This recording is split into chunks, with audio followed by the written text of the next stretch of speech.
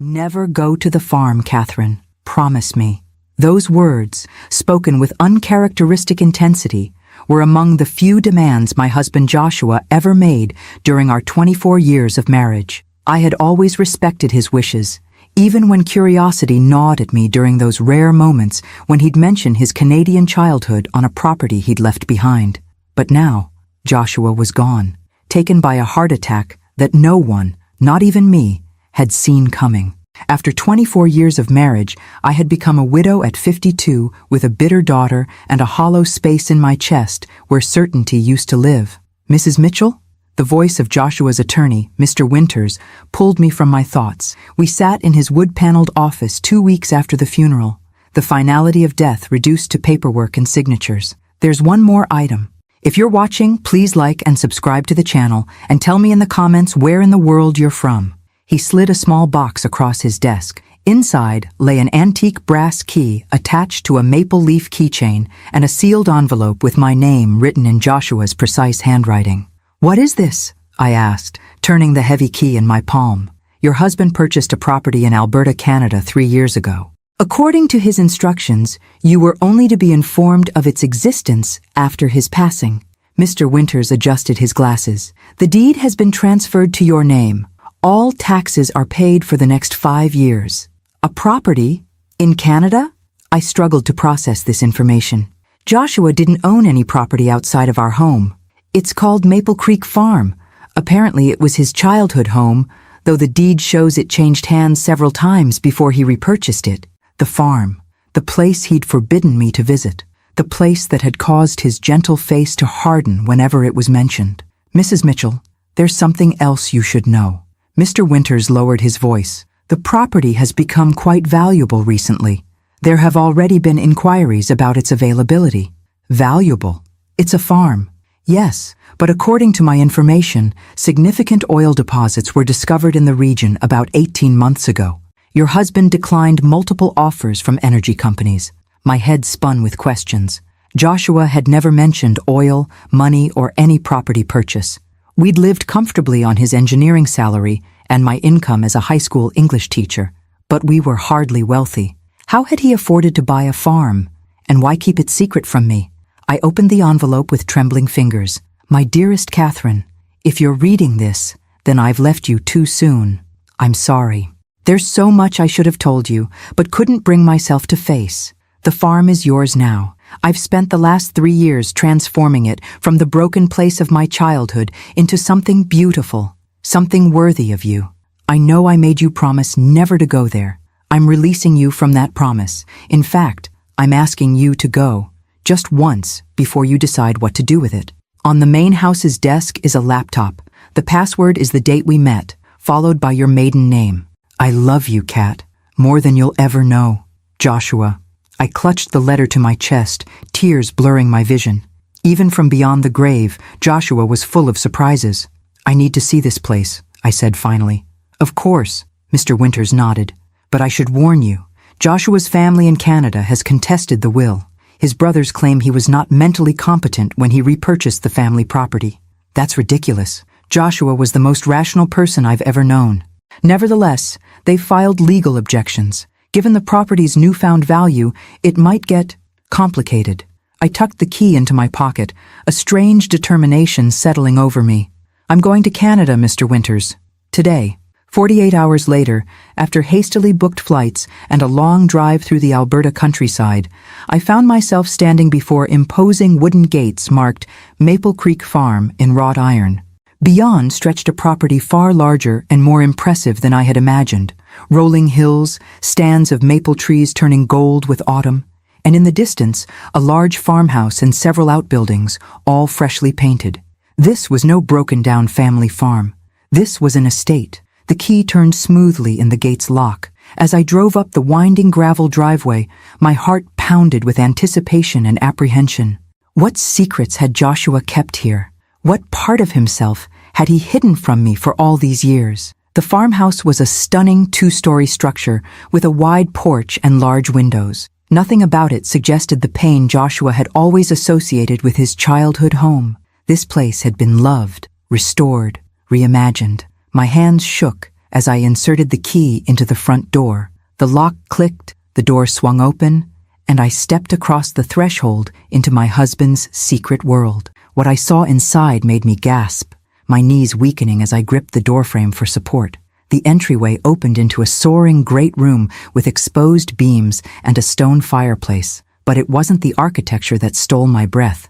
It was the horses. Not real ones, but everywhere I looked, exquisite paintings of horses in full gallop across endless fields, detailed sculptures capturing their power and grace, photographs of magnificent breeds framed in simple black frames. My lifelong passion, the one indulgence Joshua had always supported but never quite understood, surrounded me in a gallery dedicated to my greatest love. And there, on a desk by the window overlooking endless pastures, sat a silver laptop with a single red rose laid across its closed lid. Before I could take another step, the crunch of tires on gravel announced another arrival. Through the front window, I watched a black SUV pull up behind my rental car. 3 men emerged, all bearing the unmistakable Mitchell features that Joshua had carried. Tall frames, dark hair, strong jawlines. The Mitchell brothers had arrived, and from their grim expressions, they hadn't come to welcome the widow to Canada. The men approached the house with the confident stride of people who believed they belonged there. I quickly closed and locked the front door, my heart racing. Through the side window, I watched them pause on the porch, conferring among themselves before the oldest, a silver-haired version of Joshua with harder eyes, rapped sharply on the door. "Mrs. Mitchell, we know you're in there. We should talk."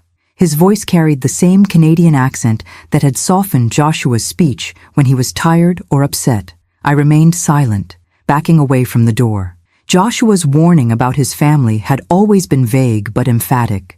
Now, faced with their unexpected arrival, instinct told me to be cautious. The knocking came again, more insistent. "Catherine, I'm Robert Mitchell, Joshua's older brother. These are our brothers, Alan and David. We're here about the farm." Of course they were. They weren't here about Joshua or to meet the wife their brother had loved for 24 years. They were here about the suddenly valuable property. I glanced at the laptop on the desk. Whatever answers I needed might be there, not with the strangers on the porch. Ignoring the increasingly aggressive knocking, I moved to the desk, opened the computer, and entered the password, Zo5151998 Mitchell.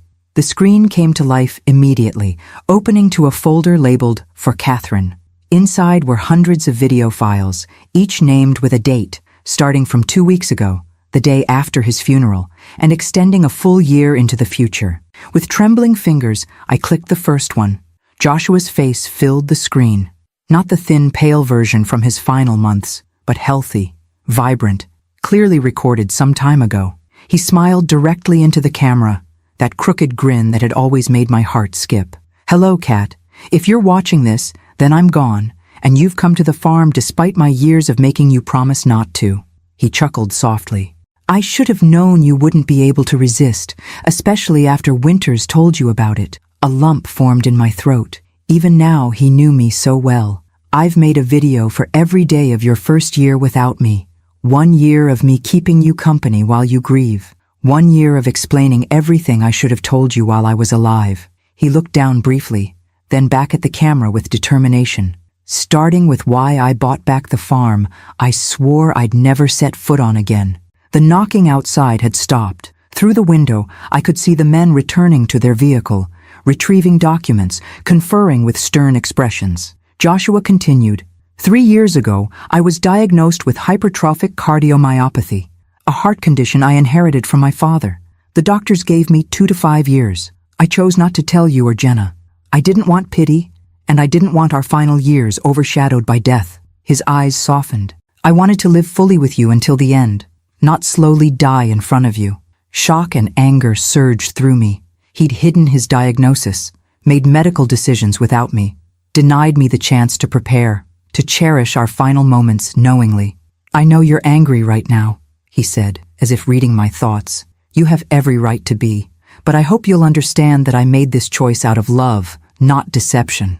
The men outside were making phone calls now, pacing the gravel drive with the frustrated energy of thwarted entitlement. When I got my diagnosis, I decided to use whatever time I had left to create something meaningful for you.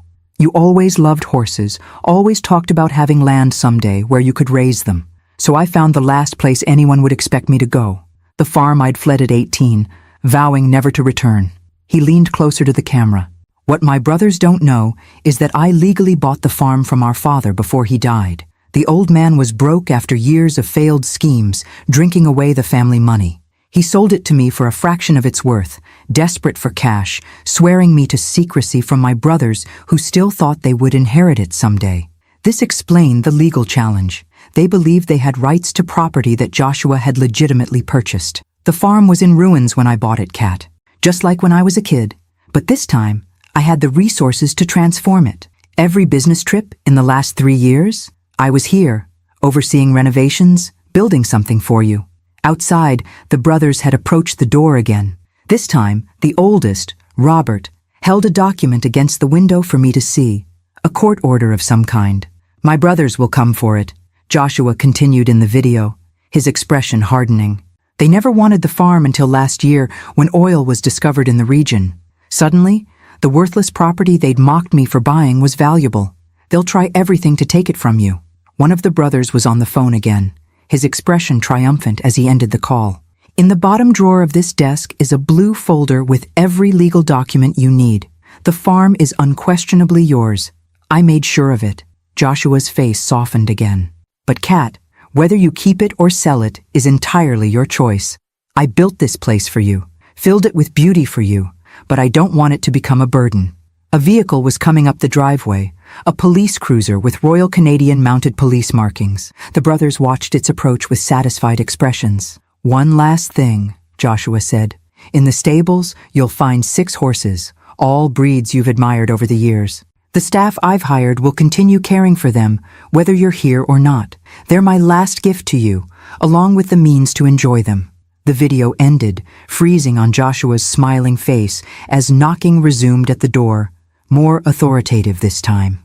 Mrs. Mitchell, RCMP, we need you to open the door, please. With a deep breath, I closed the laptop, retrieved the blue folder from the drawer, and went to face whatever came next. As I reached for the door handle, my phone rang. Jenna, our daughter, calling from home. I hesitated, then answered. Jenna, now's not a good time. Mom? Her voice was tight with anger. Why didn't you tell me about Dad's farm or the oil? His brothers just called me, offering a fair settlement if I helped them contest the will. What the hell is going on? So they'd reached out to my daughter already. The realization ignited something protective and fierce within me. They weren't just coming after me. They were trying to manipulate my grieving daughter. I'll explain everything later, I promised, watching the police officer exchange words with the brothers. But Jenna, don't sign anything. Don't agree to anything. These men are not our friends. Mom, if there's money involved, this isn't about money, I interrupted, surprising myself with the conviction in my voice. This is about what your father wanted. Please, trust me on this. After a moment of silence, she sighed. Fine. But call me back as soon as you can. I hung up and opened the door to face a young RCMP officer flanked by 3 Mitchell men whose expressions ranged from smug to openly hostile. Mrs. Mitchell, I'm Constable Wilson. These gentlemen have a court order requesting an inspection of the property as part of an ongoing estate dispute. I smiled calmly, channeling the strength Joshua had always admired in me. Of course, Constable. But first, I think you should see these. I held out the blue folder containing Joshua's documentation. My husband anticipated this exact situation. The oldest brother, Robert, stepped forward with a dismissive wave. Family property disputes are complicated, Constable.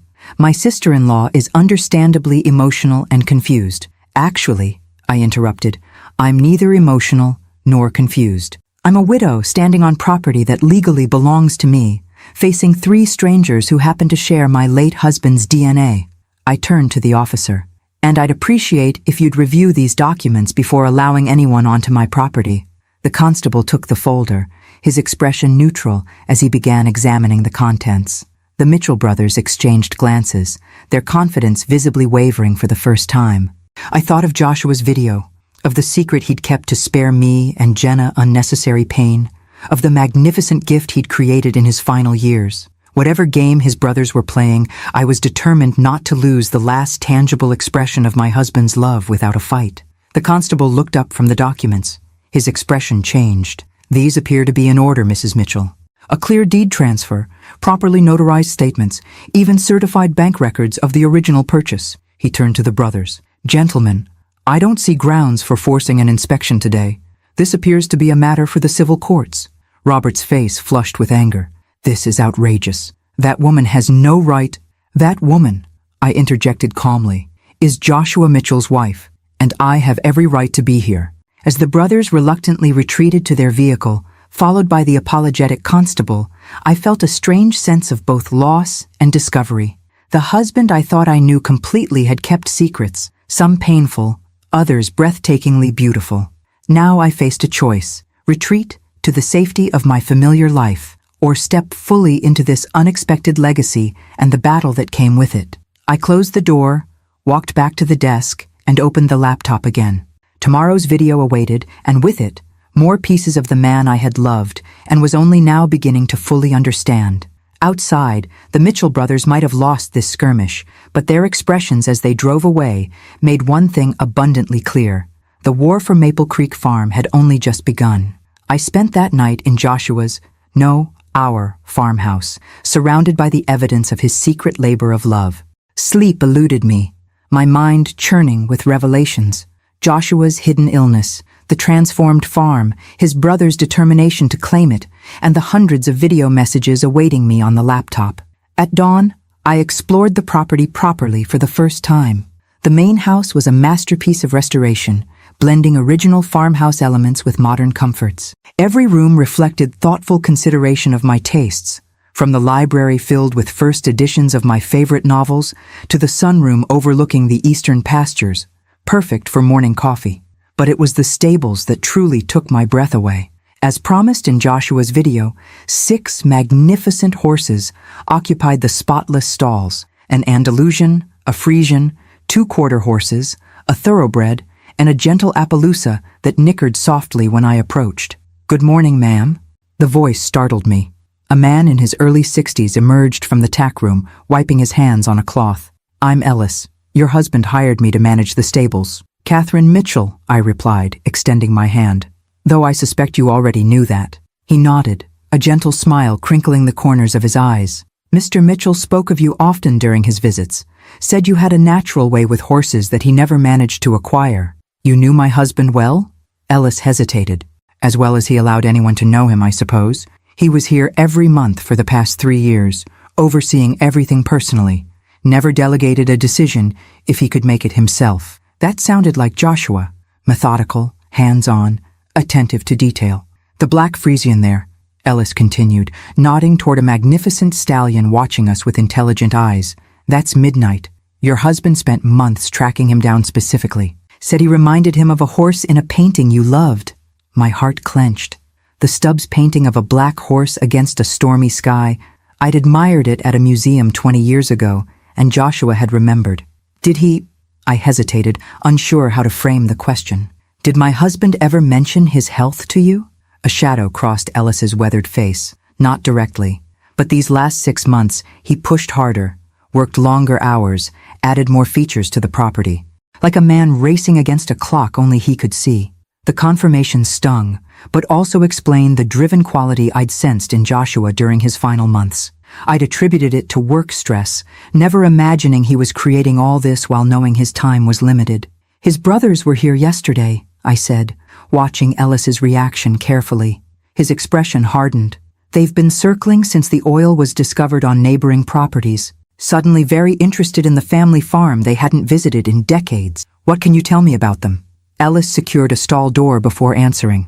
"Robert's the oldest, runs some investment firm in Toronto. Always acted like he was doing Joshua a favor by acknowledging him. Alan's the middle one, lawyer, slick talker, and David's the youngest, followed Robert into finance, always in his shadow. And their relationship with Joshua? Strained doesn't begin to cover it. From what I gathered, they tormented him as a child, city boys who visited the farm reluctantly, looking down on him for staying to help your father-in-law run the place." Ellis shook his head.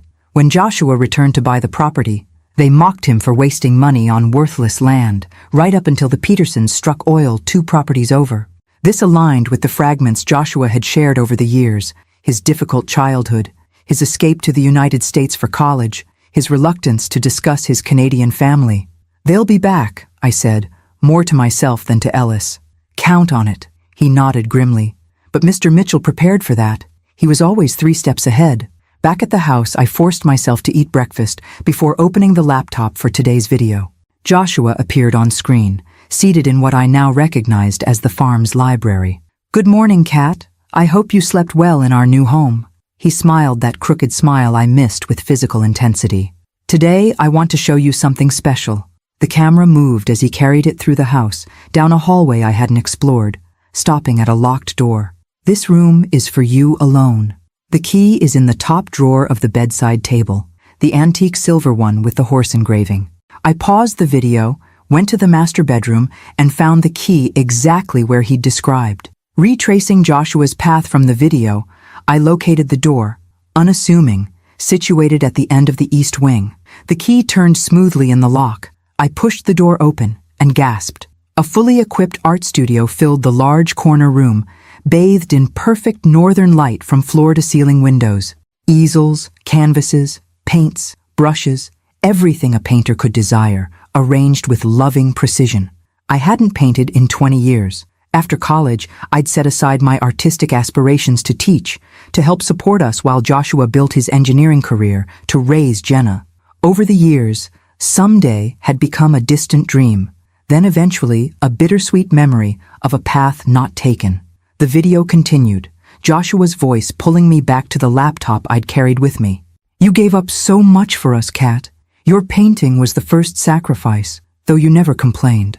I always promised myself I'd give it back to you someday." Tears blurred my vision as I surveyed the studio, the professional-grade supplies, the inspiration books stacked neatly on shelves, the north-facing windows that would provide perfect, consistent light. "There's one more thing," Joshua continued. "Check the cabinet below the window seat."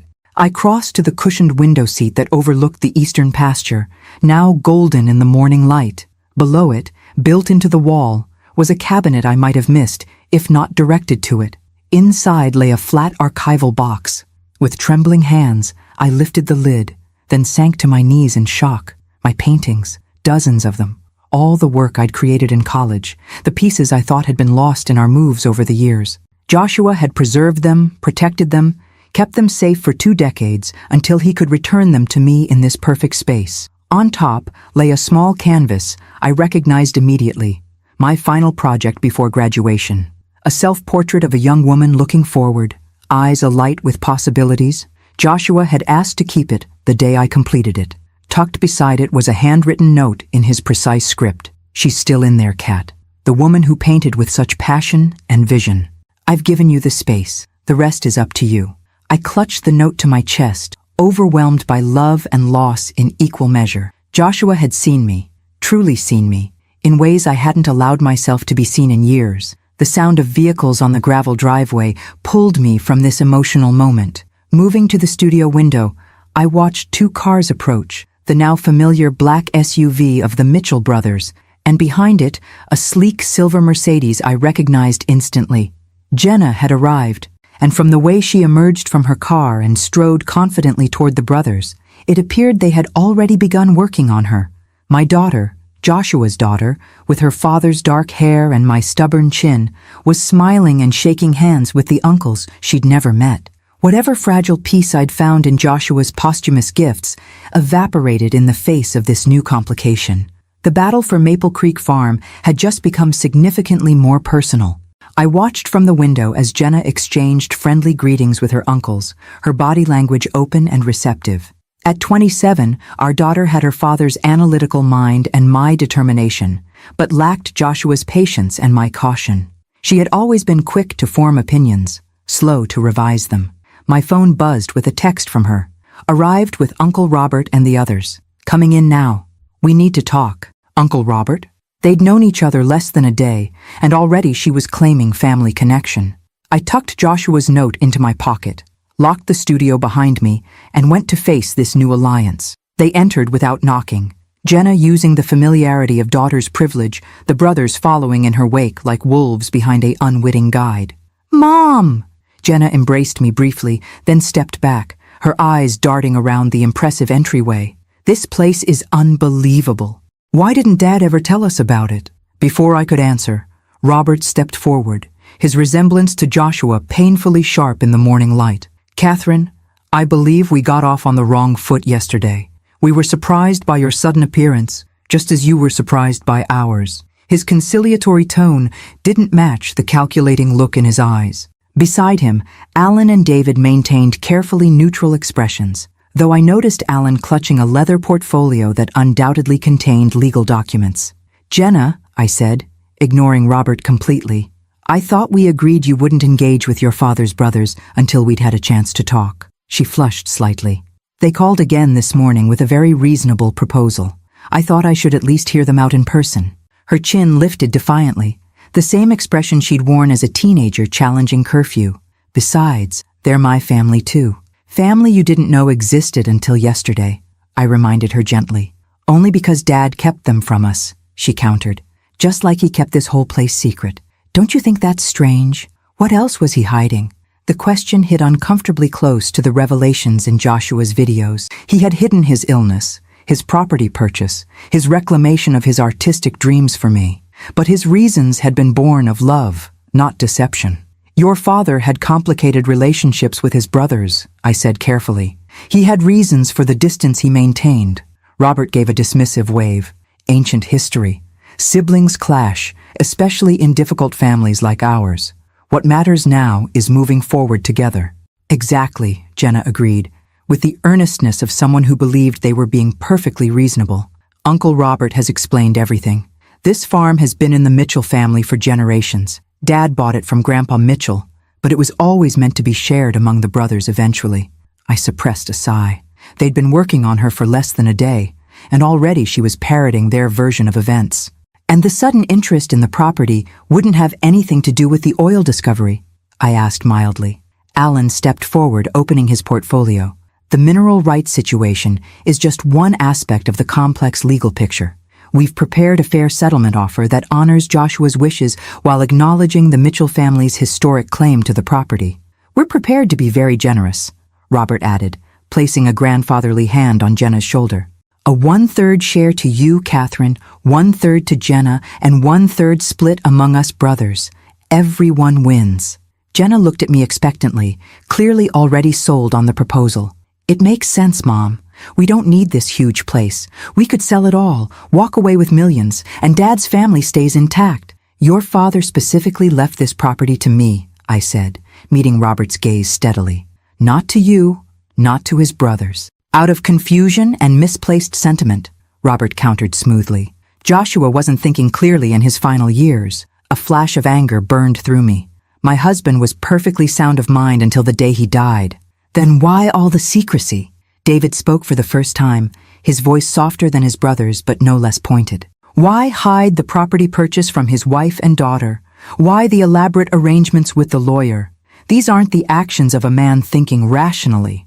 I thought of the videos, the renovated farm, the art studio, each element meticulously planned as a final gift. Nothing about it suggested confusion or impaired judgment. "Mom," Jenna said, her voice gentler now, "I know this is hard. Dad left you, left both of us, and now we're discovering all these secrets. But this proposal makes financial sense. We'd both be set for life." The door opened behind them, and Ellis appeared, his weathered face concerned. "Everything all right, Mrs. Mitchell?" I saw the vehicles arrive. The brothers turned, clearly annoyed by the interruption. Robert's eyes narrowed. "This is a family matter." "Ellis is my employee," I said firmly. "He's welcome in my home." "Actually," Alan interjected, "his employment status is among the disputed assets pending resolution of our legal claim." Ellis stood his ground. "Mr. Mitchell hired me personally, made me promise to look after the place and Mrs. Mitchell if anything happened to him. We'll be reviewing all staff appointments," Robert said dismissively. "I'd heard enough. I think it's time for you to leave, all of you." I looked pointedly at the brothers, then softened my gaze when it reached Jenna. "Except you, of course. You're always welcome to stay." "You're not even considering their offer?" Jenna asked, incredulous. I'll review any written proposal with my own attorney, I replied, but I won't be pressured in my own home.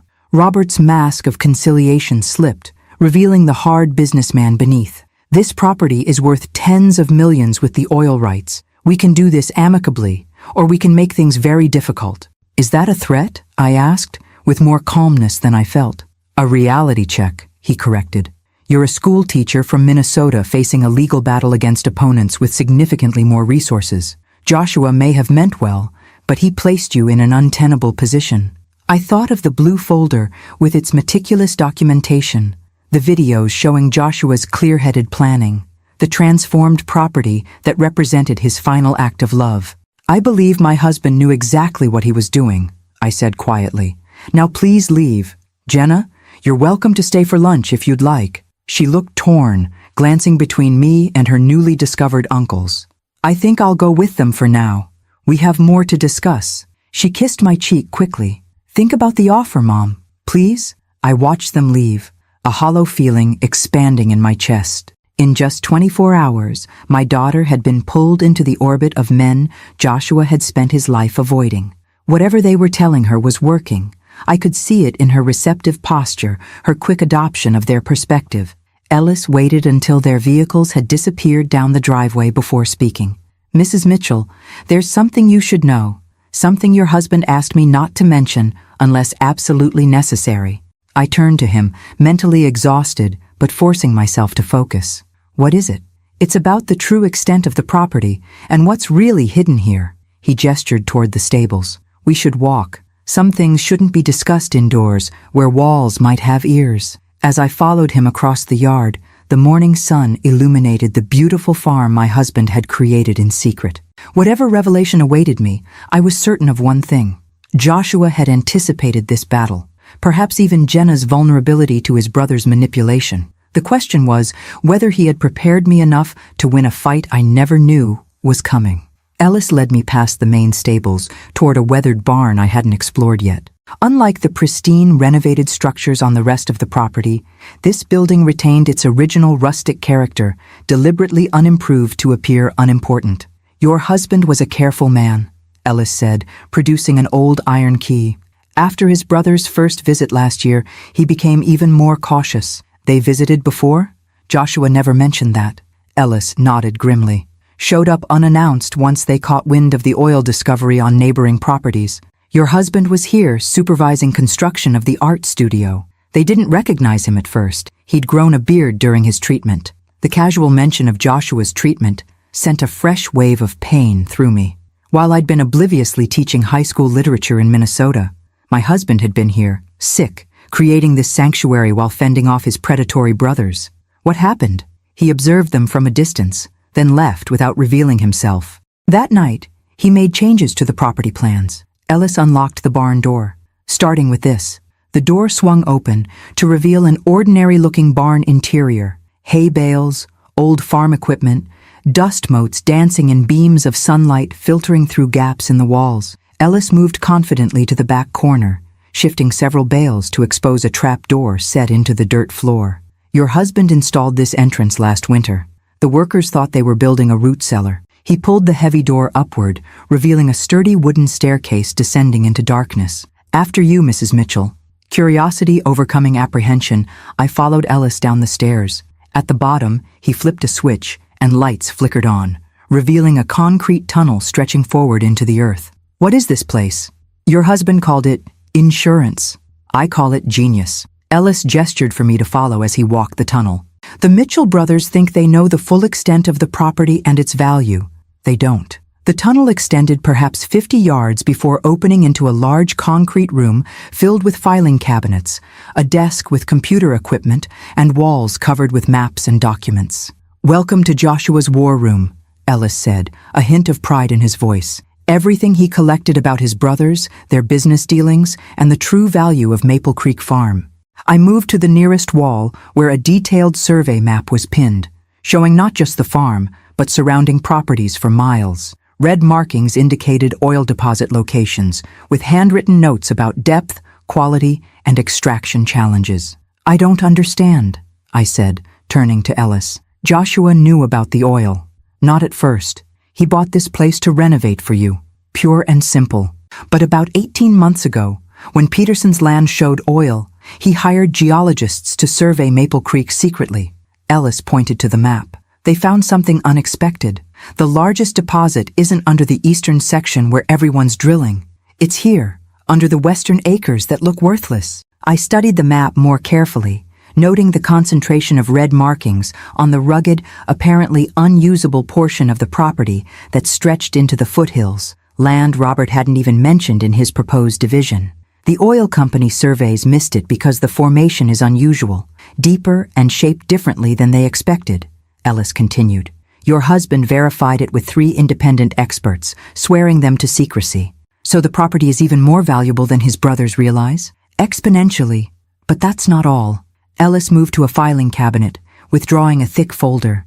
Joshua documented decades of questionable business practices by all 3 brothers. Tax evasion, insider trading, misappropriation of client funds. Enough evidence to ruin them professionally if it ever came to light. I leafed through the meticulous documentation, recognizing Joshua's thorough approach to problem solving. Email printouts, financial records, sworn statements from former employees. He had built an airtight case against his brothers. Why would he collect all this? Protection.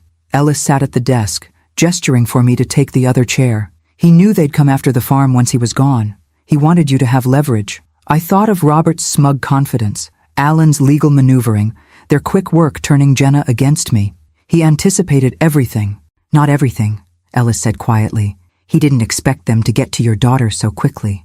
The reminder of Jenna's betrayal stung. They're manipulating her with half-truths and promises of wealth. And playing on her grief, Ellis added. She lost her father suddenly. They're offering a connection to him through shared blood and history. Powerful draw for a young woman mourning her dad. He was right. Jenna had always been Daddy's girl, sharing Joshua's analytical mind and love of puzzles. His death had left her adrift, vulnerable to anyone offering connection to him. What do I do now? I asked, half to myself. That depends on what you want, Ellis replied. You could sell everything, property, oil rights, the whole package, and walk away wealthy but perhaps forever estranged from your daughter. You could fight the brothers legally using this leverage, which might win the battle but worsen family wounds. Or what? You could do what your husband always did. Think 3 steps ahead and find the path no one expects. I considered this as I continued examining the war room. On the desk sat a framed photograph I'd never seen before. Joshua as a teenager, standing proudly beside a magnificent chestnut horse, his face alight with an innocent joy I'd rarely glimpsed in the man I married.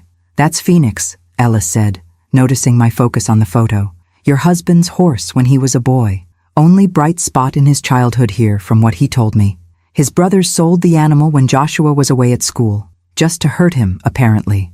Another piece of the puzzle clicked into place. Joshua's support of my love for horses, despite having no personal interest in them. The 6 magnificent animals in the stable weren't just a gift. They were his reclamation of something precious his brothers had stolen from him.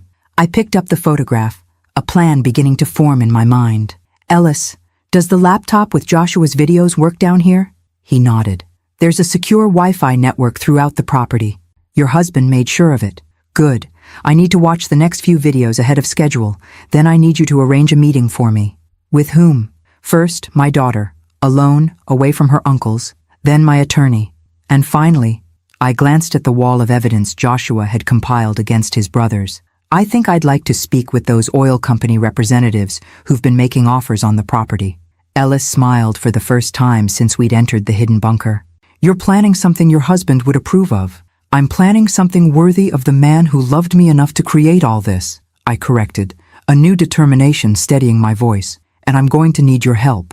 Whatever you need, Ellis promised. Your husband saved my life once, years ago. Gave me this job when no one else would take a chance on an ex-con trying to rebuild his life. I owe him everything, and by extension, I owe you. This was yet another side of Joshua I hadn't known. His quiet generosity extending beyond our immediate family, changing lives I'd never even heard about. As we left the bunker, carefully concealing the entrance again, I felt a strange sense of connection to my late husband.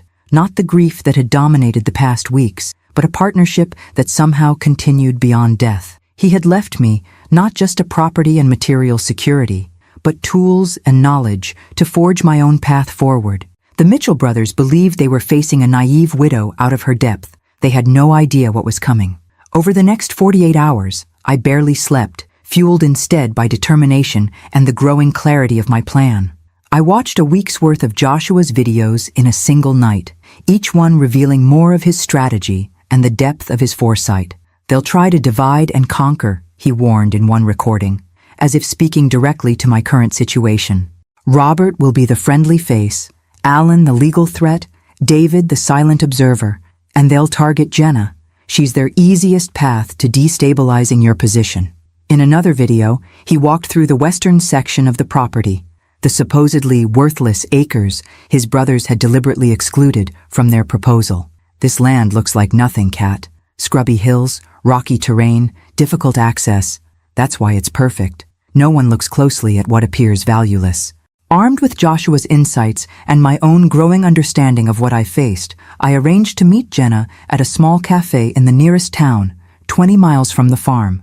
Neutral territory, away from both the Mitchell brothers' influence and the emotional pull of Joshua's carefully crafted sanctuary. She arrived 15 minutes late, defensive posture already in place before she even sat down. "I can't stay long. Uncle Robert is taking me to meet the family attorney this afternoon." "Uncle Robert?" I repeated mildly. "You've become quite close in 3 days." She flushed. "They've been nothing but kind and welcoming, which is more than I can say for you. You're treating them like enemies instead of Dad's family." I sipped my coffee, choosing my next words carefully. "Do you remember that art history course you took sophomore year? The professor who talked about perspective, how where you stand completely changes what you see. What does that have to do with anything? You've only heard their perspective on this situation. I'm asking you to consider there might be another view. Your father's. Dad's dead," she said bluntly, pain flashing across her features. "And he obviously didn't trust either of us enough to tell us about this place while he was alive." I reached into my bag and withdrew a tablet. "Actually, he left something for both of us." "What is that?" "Your father made videos, Jenna. Hundreds of them. Messages to guide me, us, after he was gone." I turned the tablet to face her, queuing up the specific video Joshua had labeled "for Jenna, when she needs it." Her face paled. "He made videos?" "He knew he was dying," I said softly, finally sharing the truth. "He was diagnosed 3 years ago with hypertrophic cardiomyopathy. He chose not to tell us, wanted to spare us watching him decline." "That's impossible." "He would have told me," but uncertainty had crept into her voice. "Watch the video, Jenna. Hear it from him." With trembling fingers, she pressed play.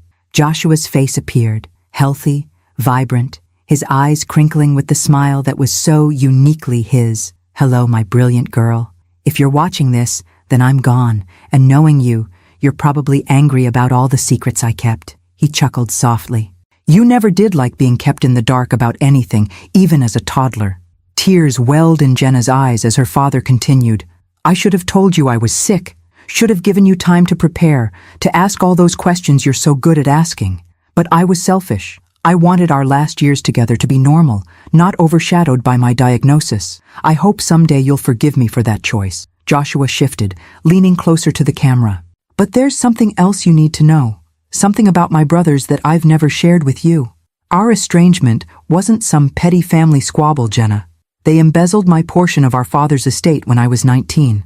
Used my name on fraudulent documents while I was away at college. When I discovered it and threatened to expose them, they threatened to implicate me as a willing participant." Jenna's hand covered her mouth, her eyes never leaving the screen. "I left Canada, changed my name slightly, from Jonathan to Joshua, and started over in Minnesota. Met your mother, built a life, raised you. It was more than enough." His expression hardened. "But my brothers never changed. Whatever they're telling you now, remember this. They've wanted control of the family property for decades, not out of sentiment, but pure greed. And they'll use anyone, including my daughter, to get it." The video ended, freezing on Joshua's concerned face. Jenna sat motionless, tears streaming silently down her cheeks. "He was protecting us," she whispered finally. "All this time. For more than just his illness," I confirmed gently. "Your uncles aren't the family connection they're pretending to be. They're opportunists who see you as their easiest path to what they want. She wiped her tears, anger replacing grief in her expression. They've been lying to me, haven't they? About everything. Not everything. The farm is worth millions, that part is true. But they haven't told you about the western section they conveniently excluded from their proposal, or the true extent of the oil deposits there. Understanding dawned in her eyes. They're trying to cheat us. Us, I repeated, hope flickering. Does that mean you're back on my side? Mom, I never left your side. She looked down, ashamed. I wanted to feel connected to Dad through his family.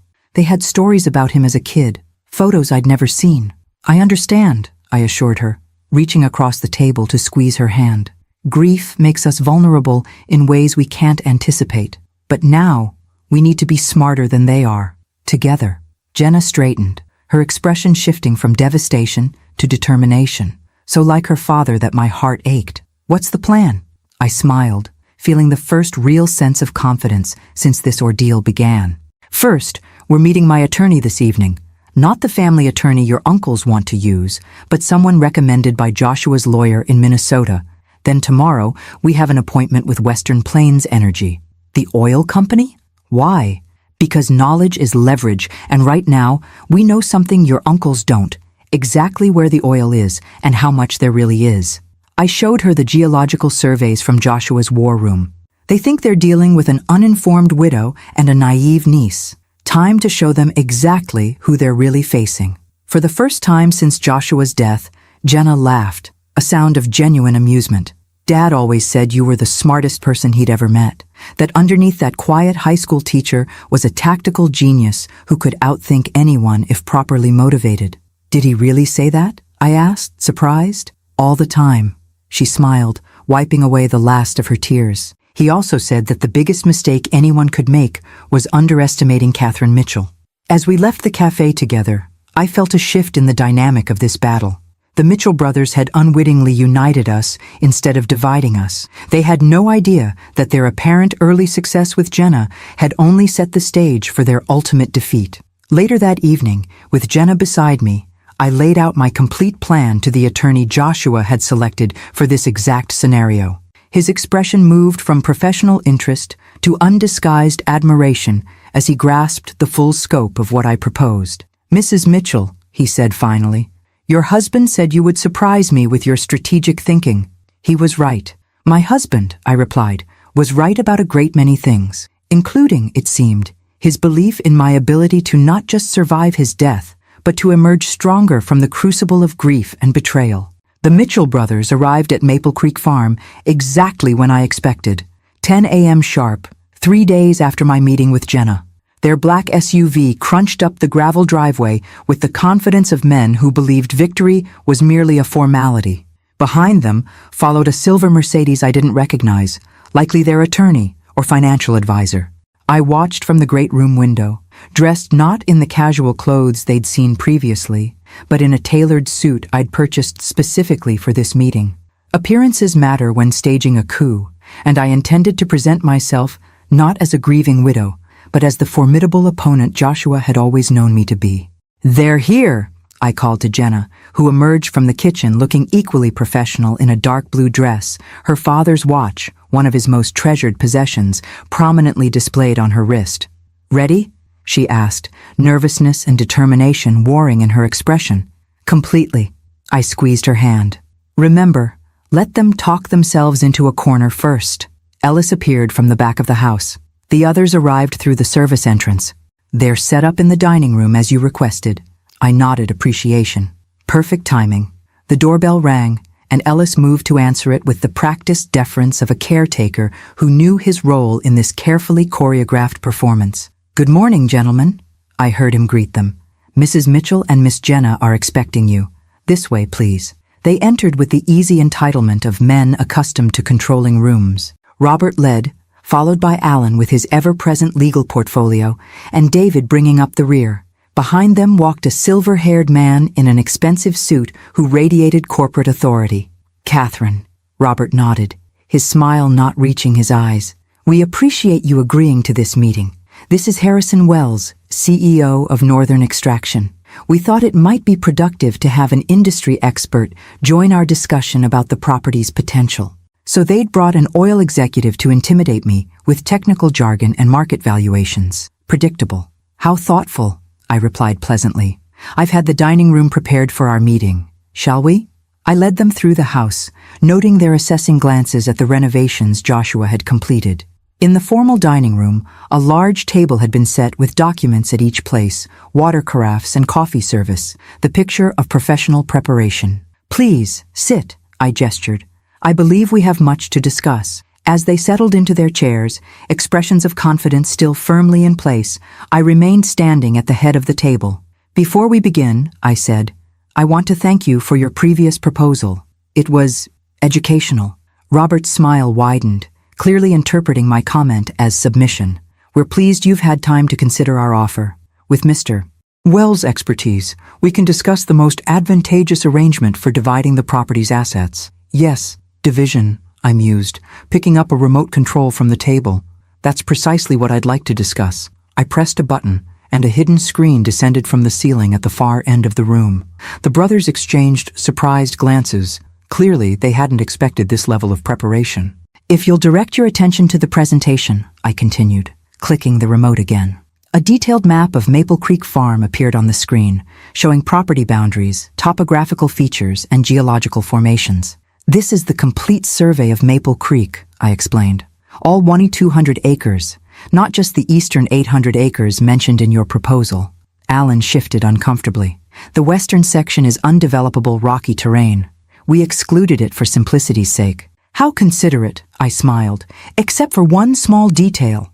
Another click, and the map overlaid with oil deposit locations, the complete geological survey from Joshua's war room, showing the massive reserve beneath the worthless western acres. Harrison Wells straightened in his chair, professional mask slipping as he leaned forward to study the projection with sudden intense interest. As you can see, I continued calmly, the primary oil deposit extends predominantly beneath the western section, the acres you so generously offered to exclude from our fair division. Robert's face flushed. These surveys are unreliable.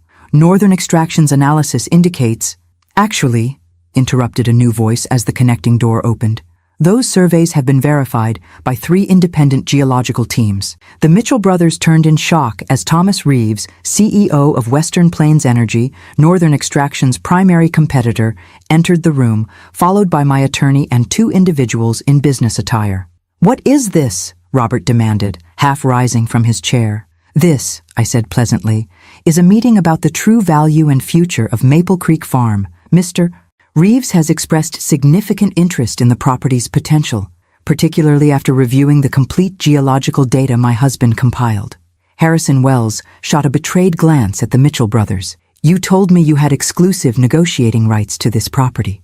They don't, my attorney interjected smoothly, placing additional documents on the table. Mrs. Mitchell holds clear, uncontested title to the entire property, including all mineral rights. The documents you've been shown by the Mitchell brothers have no legal standing whatsoever. Robert slammed his hand on the table. This property has been in the Mitchell family for generations. Joshua had a moral obligation. Moral obligations? Jenna spoke for the first time, her voice steady despite her white-knuckled grip on her water glass. Like the moral obligation you had to my father when you stole his inheritance, or forged his signature on loan documents, or threatened to implicate him in your financial crimes if he exposed you? The brothers froze, color draining from their faces. What exactly is she talking about? Harrison Wells asked, looking increasingly uncomfortable. Perhaps these will clarify matters, I said, nodding to my attorney, who distributed sealed envelopes to everyone at the table. Copies of documentation my husband preserved regarding certain historical transactions involving Mitchell family assets. I believe the statute of limitations has expired on some of these matters, but the Canadian financial regulatory authorities might still find others quite interesting. Alan opened his envelope, scanning the contents with increasing alarm. These are private family matters, he sputtered, completely irrelevant to the current discussion. On the contrary, I countered, finally taking my seat at the head of the table. They establish a pattern of fraudulent behavior that directly impacts your credibility in these negotiations. Behavior that continued when you deliberately misled Mr. Wells about your standing to negotiate for this property. The room fell silent as the Mitchell brothers realized the completeness of their exposure. Joshua had documented everything: their historical crimes against him, their recent manipulations, their attempts to seize valuable assets while appearing generous. "What do you want?" Robert finally asked, his confident facade crumbling. "I want you to leave Maple Creek Farm and never return," I stated simply. "I want you to cease all attempts to contest my ownership or manipulate my daughter. In exchange, these documents remain private, viewable only by the people in this room." Harrison Wells stood abruptly. "I believe my company's involvement in this matter has been based on incomplete and potentially fraudulent information. If you'll excuse me, Mrs. Mitchell, I'll be in touch directly regarding any future discussions of mineral rights." He shot a disgusted look at the brothers before exiting. Robert's expression hardened as he watched his oil company ally depart. "You have no idea what you're doing, Catherine. The extraction costs for the western section are prohibitive. The logistics alone—" "Actually," Thomas Reeves interjected, "Western Plains has developed new extraction technology specifically suited to these geological formations. We're prepared to make Mrs. Mitchell an offer that acknowledges both the challenges and the exceptional potential of this property." As the meeting continued, transforming from the Mitchell brothers' planned takeover into my carefully orchestrated counter-offensive, I caught Jenna's eye across the table. Her slight smile conveyed everything: pride, vindication, and the bittersweet acknowledgement that Joshua had prepared us for this moment, even from beyond the grave. By the time the Mitchell brothers departed 2 hours later, defeated, exposed, and legally bound by the settlement agreement my attorney had prepared in advance, the future of Maple Creek Farm had been secured exactly as Joshua had envisioned. Not divided among greedy relatives, not sold to the highest bidder, but preserved as a legacy for the family he had chosen and loved, Jenna and me. As their vehicles disappeared down the driveway, Ellis appeared at my side. "Your husband would be proud," he said quietly. "You outmaneuvered them exactly as he believed you would." I watched the dust settle on the driveway, a strange mix of emotions washing through me: triumph tinged with grief, strength emerging from vulnerability. "We're not finished yet," I replied, thinking of the videos still waiting on Joshua's laptop, the future stretching before us. This was just the first battle, but it was a battle we had decisively won, using weapons Joshua had meticulously prepared and the strength he had always seen in me, even when I couldn't see it in myself. The weeks following the Mitchell brothers' defeat passed in a blur of practical matters: legal documents finalizing our settlement agreement, meetings with Western Plains Energy to structure a mutually beneficial extraction arrangement, and careful inventory of everything Joshua had created at Maple Creek Farm. Jenna stayed with me through it all, her initial resentment about her father's secrets transforming into appreciation for his foresight. We established a routine of watching his daily videos together each morning, both of us finding comfort and guidance in his posthumous presence. "Did you have any idea?" Jenna asked one evening as we sat on the porch, watching the sun set behind the western hills that contained our newfound wealth. "Any suspicion at all that Dad was sick or planning all this?" I considered the question carefully, searching my memories for missed signals. There were small things that make sense in retrospect. His insistence on updating our wills 3 years ago, the way he'd sometimes look at us at dinner, almost memorizing our faces, his sudden interest in taking photos of ordinary moments. "I thought he was just going through a midlife appreciation phase," Jenna said, smiling sadly. "In a way, he was, just not for the reasons we assumed." I sipped my tea, remembering. The biggest change was how he stopped putting things off. "Your father was always a someday person about personal matters. Someday we'd take that trip to Europe, someday he'd learn to sail, someday we'd renovate the kitchen. Then suddenly, he started doing things rather than talking about them. Like buying this place," Jenna nodded. "Creating something lasting." "Exactly." I attributed it to him finally feeling financially secure enough to indulge some dreams. I shook my head, still coming to terms with the magnitude of what he'd concealed. I never imagined he was racing against time, creating a legacy because he knew he wouldn't be here to see it mature. The Western Plains Energy representatives had been shocked when I'd outlined my conditions for their access to the oil beneath our property. Rather than selling the mineral rights outright for a lump sum as most landowners did, I had insisted on a structured arrangement that prioritized environmental protection, employed sustainable extraction methods, and established a substantial trust for restoration after the oil was depleted. Mrs. Mitchell, their lead negotiator, had said, "These terms are highly unusual in the industry." "Then perhaps the industry needs more unusual terms," I had replied, channeling Joshua's quiet confidence. "The oil has been there for millions of years. It can stay there until we agree on responsible methods to retrieve it." To my surprise, Thomas Reeves, the CEO, had been intrigued rather than deterred by my approach. "Your husband mentioned you were an environmental science major before switching to literature," he'd noted. "He said you'd insist on doing this right, not just profitably." Another piece of Joshua's planning revealed. He'd clearly been in communication with select industry leaders, laying groundwork for negotiations he knew would follow his death. 1 month after claiming my inheritance, I stood in the art studio Joshua had created, sunlight streaming through the north-facing windows, illuminating a blank canvas on the easel.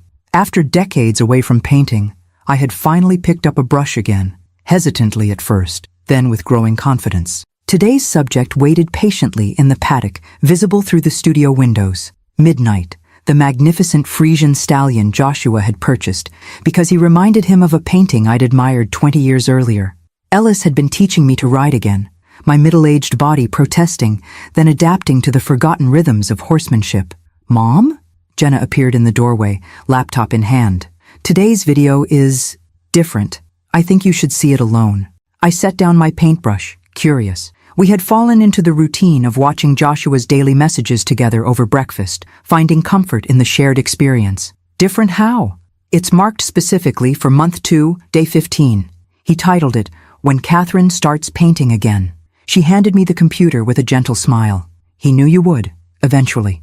Alone in the studio, surrounded by the tools of a passion I was rediscovering, I opened the laptop and pressed play.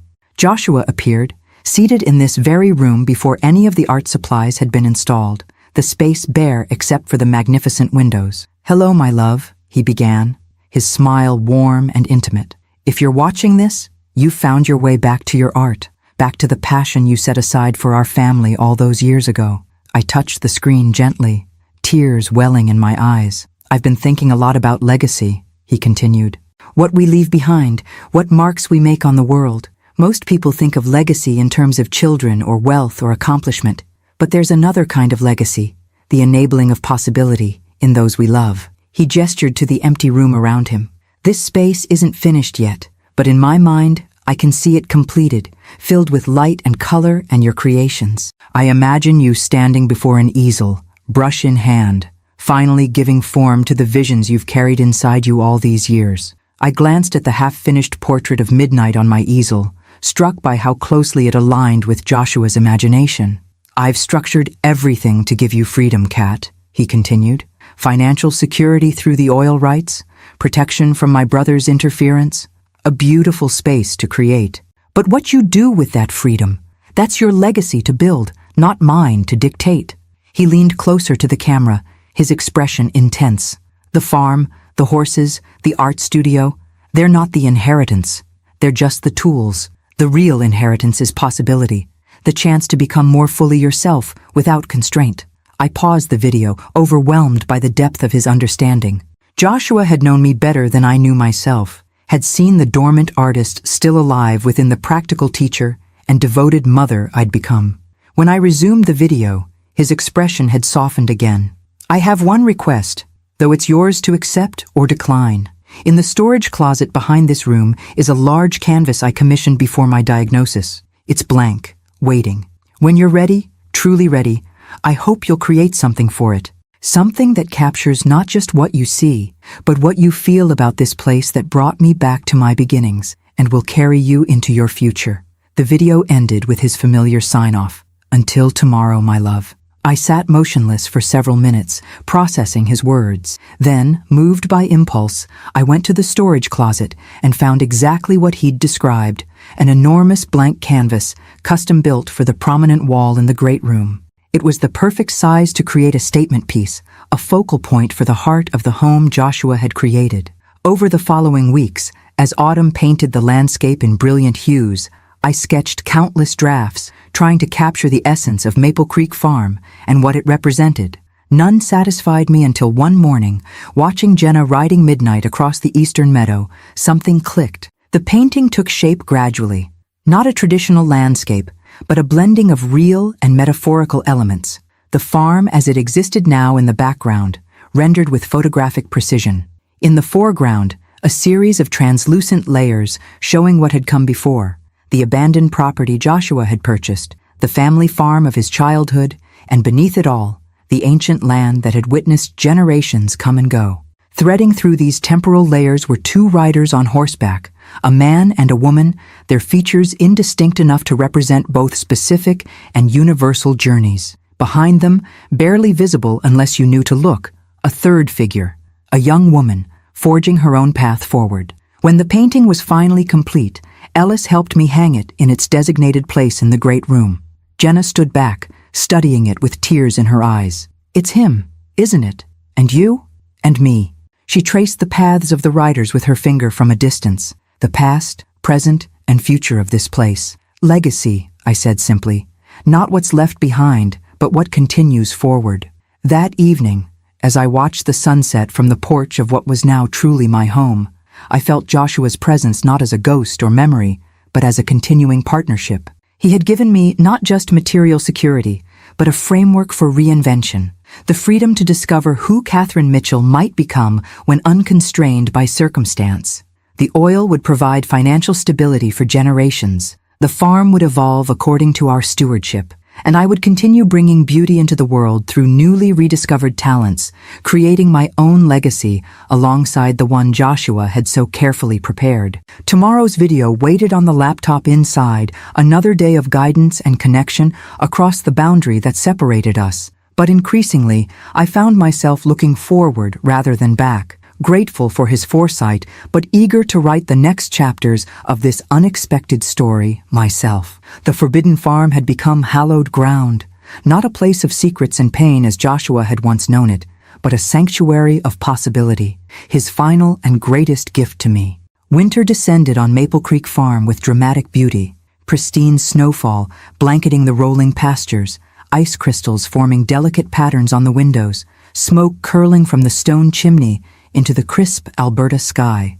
I had decided to stay through the season rather than return to Minnesota, drawn to experience the full cycle of seasons on this land that had become my unexpected home. Jenna had reluctantly returned to her life in Minneapolis, her marketing firm unwilling to extend her leave of absence indefinitely. Our daily video ritual continued via FaceTime, the three of us still connected. Jenna in her urban apartment, me in the farmhouse living room, and Joshua's recorded presence binding us across time and space. "The Western Hills are particularly beautiful after fresh snow," Joshua remarked in today's video, filmed exactly 1 year ago in this same room. "If Ellis has kept up the maintenance on the snowmobile in the equipment barn, take it out to the ridge overlooking the valley. The view at sunrise is worth the early wake-up call." I smiled at his continuing ability to anticipate my experiences. Just yesterday, Ellis had mentioned the snowmobile and offered to show me the winter trails Joshua had mapped out across the property. 6 months had passed since I'd confronted the Mitchell brothers. True to our agreement, they had maintained their distance, though my attorney occasionally forwarded communications from their legal team. Technical questions about property boundaries as Western Plains Energy began preliminary work on the eastern edge of the farm. The oil extraction project was proceeding with deliberate care, the company honoring our unusual arrangement that prioritized environmental protection over rapid profit. Thomas Reeves had become an unexpected ally, his initial business interest evolving into genuine respect for the sustainable approach Joshua had envisioned, and I had insisted upon. My phone rang, pulling me from these thoughts. Jenna's name flashed on the screen. "Everything okay?" I answered, immediately concerned by the unexpected call. Our daily video chat wasn't scheduled for several hours. "I'm not sure," she replied, her voice tense. "I just had a strange visit from Uncle David." My grip tightened on the phone. "David? What did he want?" "Officially, he came to apologize for his role in trying to manipulate me against you." She paused, but something felt off about the whole conversation. He kept asking subtle questions about the farm, whether I visited often, if I'd noticed any unusual activity around the property. Did you tell him anything? Of course not.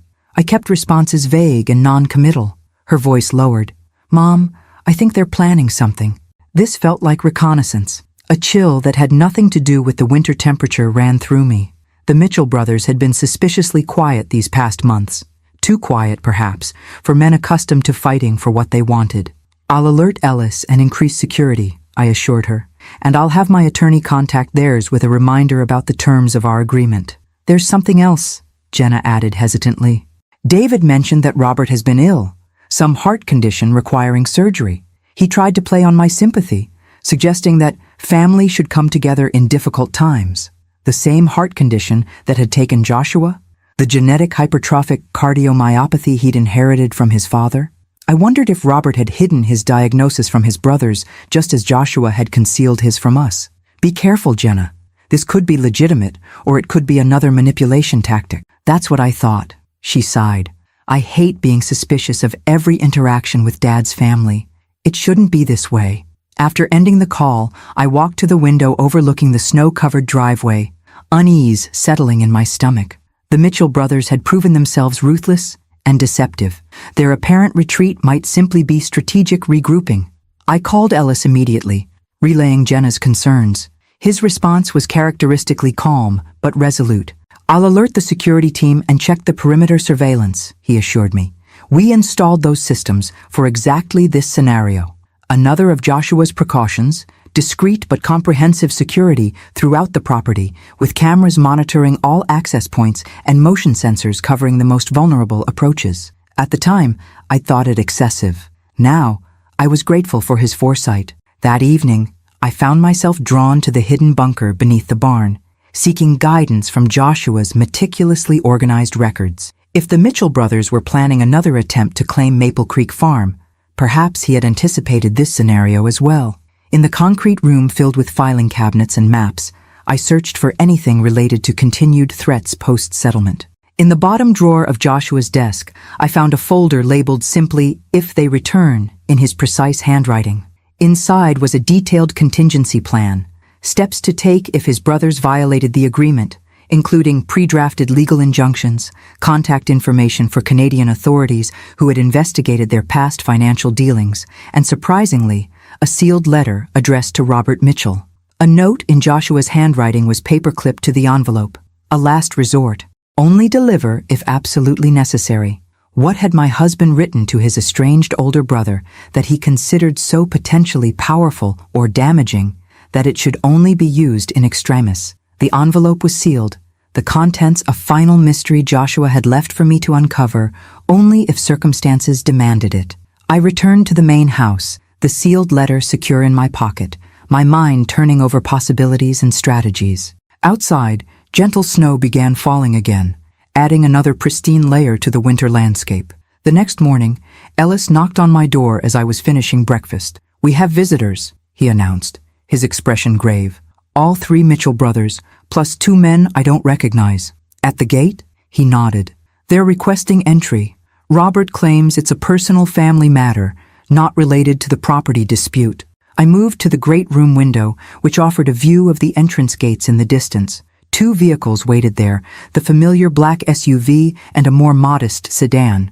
"What do you think they really want?" I asked Ellis. "Nothing good," he replied bluntly. "But refusing to see them might provoke whatever they're planning. Better to control the encounter on our terms." I considered this, hand unconsciously touching the letter in my pocket. "Have security stay alert but not visible. Let them approach the main house only, no access to other buildings." As Ellis went to convey these instructions, I called my attorney to inform him of the unexpected visit, then Jenna to warn her that her uncles had appeared at the farm less than 24 hours after David's casual visit to her. "Do you want me to come?" she asked immediately. "I can be on the next flight."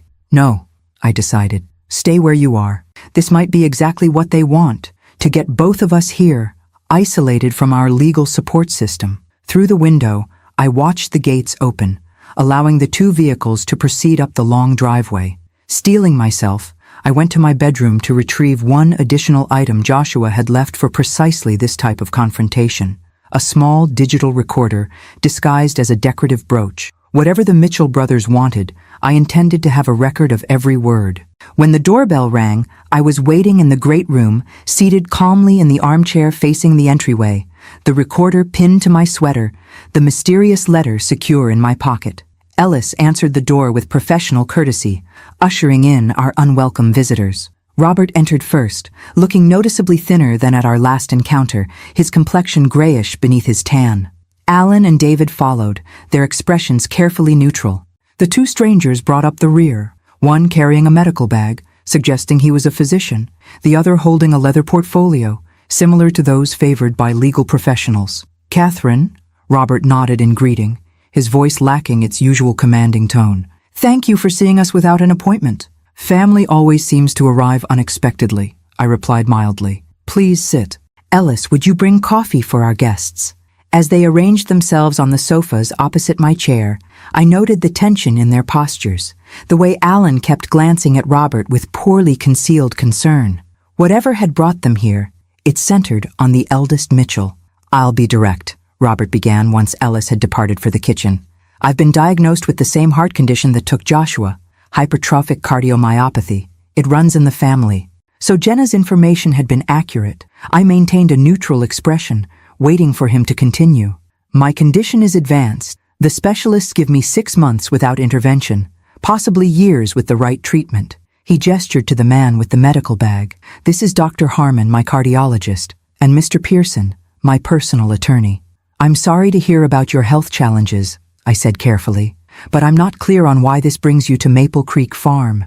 Robert exchanged glances with his brothers before continuing. "I need a heart transplant, Catherine, but there's a complication. Our family has a rare blood type and tissue markers that make finding a compatible donor extremely difficult." A creeping suspicion began forming in my mind. That sounds challenging, but again, why come to me with this? "Because, Dr.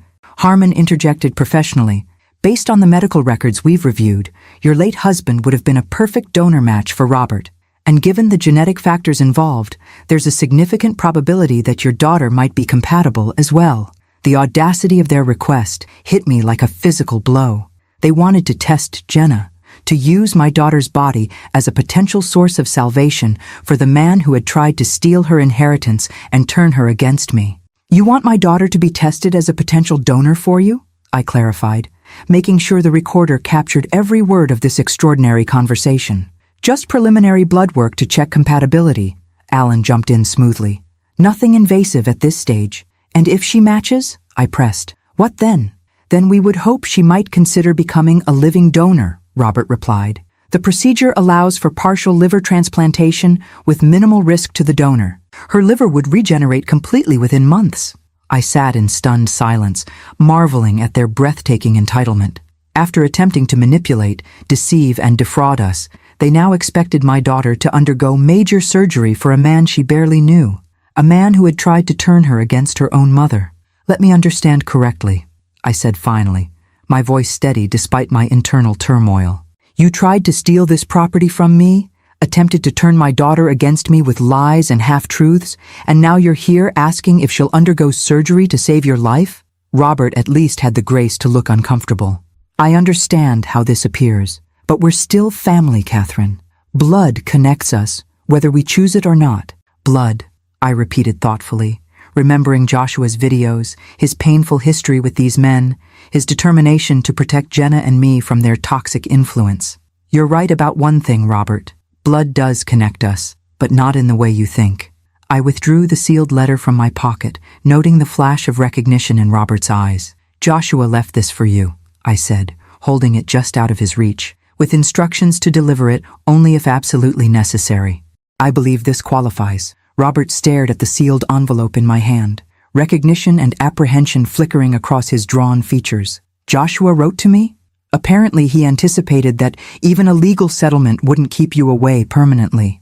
I held the letter, making no move to hand it over yet. He prepared for every contingency, including this one. An uncomfortable silence fell over the room. "Dr." Harmon shifted awkwardly, clearly sensing he'd been brought into something more complex than a straightforward medical consultation. The Mitchell brothers exchanged glances, some unspoken communication passing between them. "Before I give you this," I continued, "I want absolute clarity about what you're asking. You want my daughter, the same young woman you manipulated and lied to 6 months ago, to undergo medical testing and potentially major surgery to save your life? It sounds callous when you phrase it that way, Alan interjected. But yes, essentially. Robert's condition is grave, and family members provide the best chance for compatible donation. Why not David or Alan? I asked, looking at the other brothers. Siblings are typically even better matches than nieces. Dr. Harmon cleared his throat. We've tested both Mr. Mitchell's brothers. Neither is compatible due to some unusual genetic factors. And there are no other siblings, I pressed, watching their reactions carefully. No other family members who might be suitable donors? Another significant glance between the brothers. David looked away, suddenly fascinated by the view through the window. No, Robert replied firmly. No other siblings. I nodded slowly, then handed him Joshua's letter. I think you should read this before we continue this conversation. With slightly trembling hands, Robert broke the seal and unfolded the pages inside. His eyes moved across the first few lines, then widened in shock. Color drained from his face as he continued reading, the pages shaking visibly in his grasp. Alan leaned forward. Robert, what is it? But Robert didn't respond, completely absorbed in Joshua's words. When he finally looked up, his expression had transformed. The confident businessman replaced by a man confronting ghosts he'd thought long buried. How long have you known? He asked me hoarsely. I only know that Joshua left this for you, with instructions that it contained information you might need someday. I met his gaze steadily. What exactly did my husband write? Robert handed the letter to Alan, who began reading with David looking over his shoulder. Their expressions shifted in near unison from curiosity to disbelief, to something approaching horror. This can't be true, Alan said finally, looking at Robert. Father would have told us. Would he? Robert laughed bitterly. The same father who pitted us against each other our entire lives? Who played favorites depending on his mood? Who took pleasure in holding secrets over our heads? I watched this exchange with growing curiosity. Whatever Joshua had revealed in that letter had clearly shaken the brothers to their core. Perhaps, I suggested quietly, someone should tell me what my husband wrote. Robert seemed to remember my presence, his gaze refocusing on me with new awareness. Joshua wasn't our half-brother. He was our full brother. This made no sense. I don't understand. Joshua told me your father remarried after your mother died giving birth to him. That's why there was such an age gap between you. That was the story we all believed, Robert confirmed. But according to this letter, Joshua discovered the truth while researching his heart condition. Our mother didn't die in childbirth. She left our father when Joshua was an infant, unable to tolerate his abusive behavior any longer. Father created the story about her death to avoid the scandal of abandonment and to punish her by erasing her completely. But that's not all, Alan continued, his legal precision reasserting itself even through his shock. Joshua discovered that our father had another family, a relationship that began before our mother left and continued for decades after. A woman in Saskatoon with whom he had 2 more children. Now I understood the significance. 2 more Mitchell siblings. A brother and sister, both in their 40s now, Robert confirmed, scanning the letter again. Both sharing our rare blood type and genetic markers, according to medical records Joshua somehow obtained. And likely unaware of their connection to you, I surmised, the pieces falling into place. Joshua found them, but didn't contact them, did he? He simply confirmed their existence and medical compatibility. Robert nodded slowly.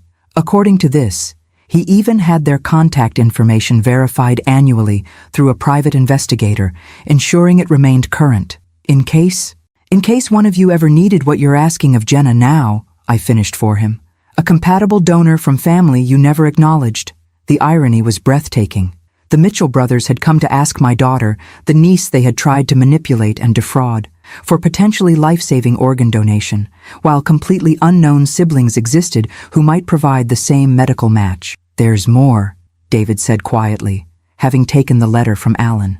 Joshua writes that he only discovered all this after his own diagnosis. He was already planning Maple Creek Farm for you, Catherine, but learning about these other siblings solidified his resolve to break completely from the Mitchell family legacy of secrets and manipulation. He writes that he wanted to create something honest and transparent to leave behind, something built on love rather than obligation. Tears pricked at my eyes as I recognized my husband's values in those words. Even from beyond the grave, he was teaching all of us about integrity and truth. "So," I said finally, "it seems you have alternatives to approaching my daughter. 2 half-siblings who share your medical markers. Strangers," Robert protested weakly. "We don't even know these people."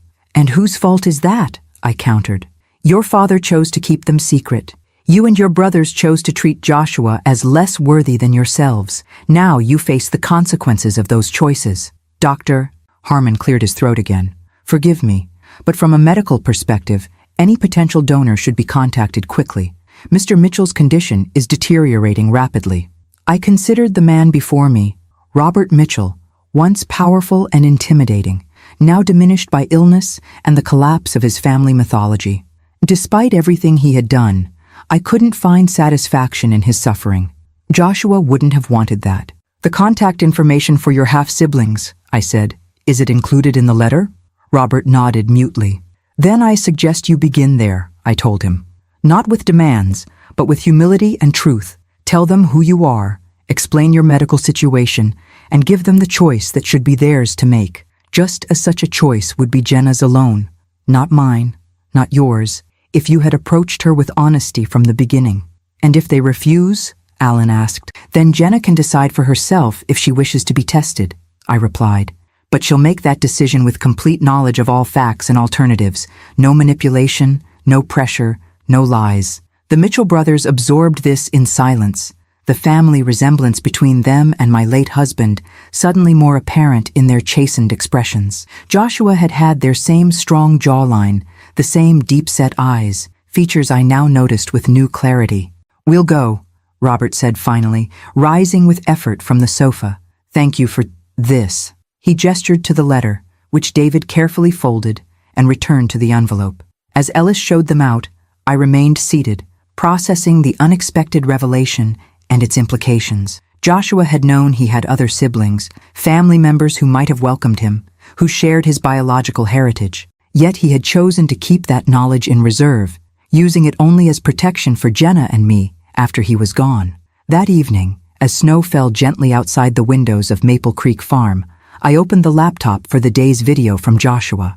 His familiar face appeared on the screen, recorded exactly a year ago in this very room. "Hello, my love," he began, his smile warming me across time. "If I've calculated correctly, today might be the day my brothers finally play their medical card. They've known about my condition for years.